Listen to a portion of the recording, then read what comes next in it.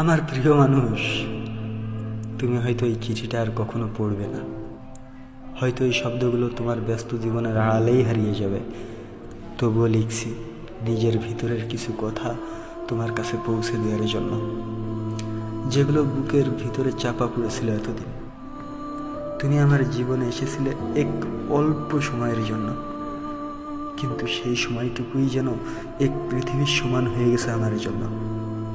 তোমার চোখে যে ভালোবাসা আমি দেখেছিলাম, কাঁধে মাথা রেখে যা আশ্বাস তুমি দিয়েছিলে, সেগুলো কোনো কিছু ভুল ছিল না। আমি জানি, আজও অনুভব করি সেই মুহূর্তগুলোর সত্যতা। আমাদের মধ্যে কিছু ভুল বোঝাবুঝি হয়েছিল, হয়তো সময়টা ঠিক ছিল না, হয়তো আমরা কেউ সেই ভুলগুলো সামলাতে পারিনি। আর তার ফলে আজ তুমি আর আমি একসঙ্গে নেই। জানি তুমি এখন অন্য কারো জীবনের স্বপ্ন বুনছ, নতুন একটা পথ ধরছ। আমি কখনো চাই না তুমি সেই পথে কষ্ট পাও।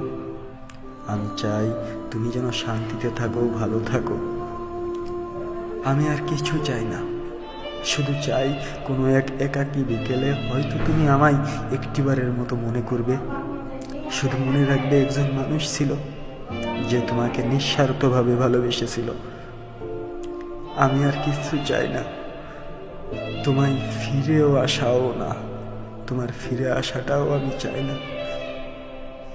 চাই শুধু আমার স্মৃতিটুকু তোমার মনে থাকুক, ভালোবাসার চিহ্ন হিসেবে নয়, বরং একটা মানুষ হিসেবে।